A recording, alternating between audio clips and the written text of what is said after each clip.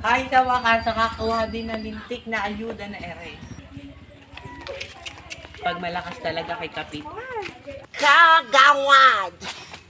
Huling-huli ka, magbubuyaso ng barangay nyo. Meses, nakakuha ka na ba ng ayuda kay Kapitan? Abay, meses, paano ba ako makakakuha ng ayuda kay Kapitan? Ako'y kalaban.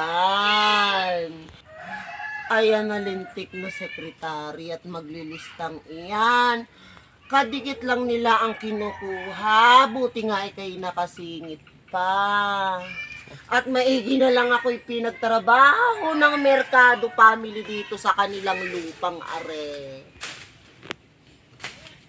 Nabanggit yata ni Kapitan na hindi ka kasali.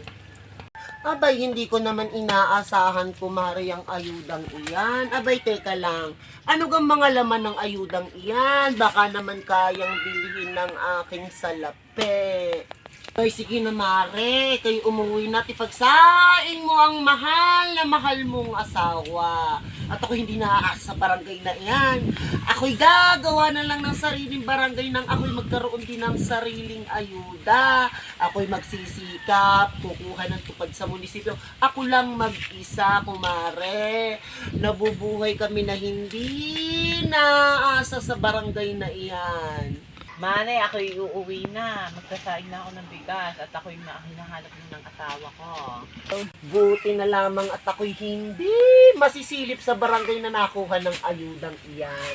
At baka pag nakilaman ng mga kapitbahay namin, ako'y sisilipin. Sasabihin, ayan, si Miss Trixie, sanay na sanay kumuha ng ayudang iyan. Lama, kagawad, huling-huli ka, magubulyaso ng barangay nyo.